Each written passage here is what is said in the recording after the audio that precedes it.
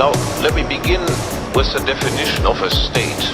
This agent must be able to insist that all conflicts among the inhabitants of a given territory be brought to him for ultimate decision-making or be subject to his final review. In particular, this agent must be able to insist that all conflicts involving himself be adjudicated by him or his own agent. And implied in the power to exclude all others from acting as ultimate judge is the agent's power to tax, that is, to unilaterally determine the price that justice seekers must pay for his services.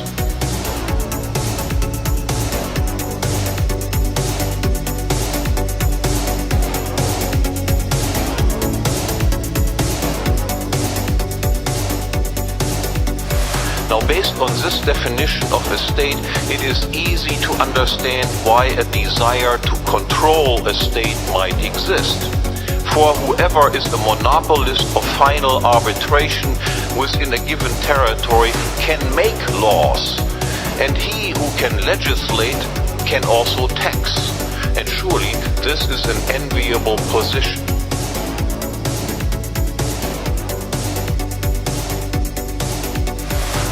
More difficult to understand is how anyone can get away with controlling a state. Why would others put up with such an institution?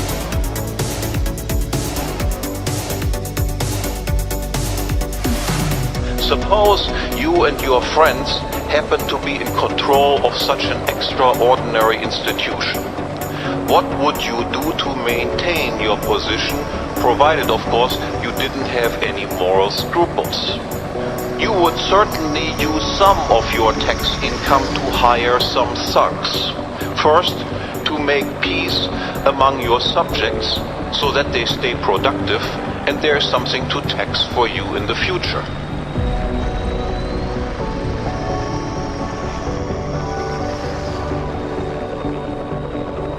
Now, this will not do, however.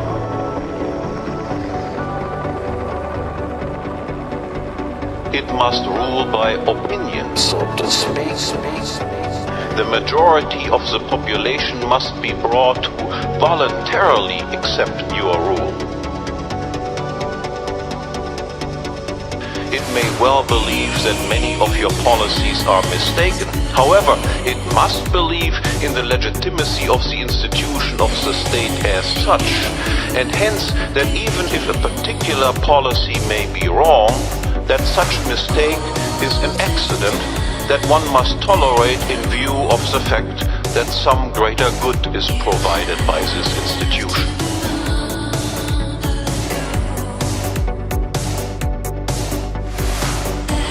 Yet how can one persuade the majority of the population to believe this? And the answer is only with the help of the intellectuals. So to speak. The market demand for intellectual services is not exactly high and stable. Intellectuals would be at the mercy of the fleeting values of the masses, and the masses are uninterested in intellectual philosophical concerns.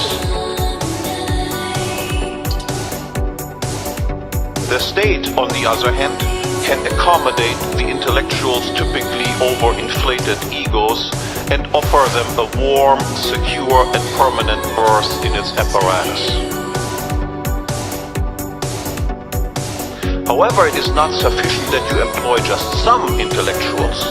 You must essentially employ them all, so to speak. You must become a monopolist, so to speak. And this is best achieved if all educational institutions, from kindergarten to universities, are brought under state control and all teaching and researching personnel is state certified. But what if the people do not want to become educated? For this, education must be made compulsory.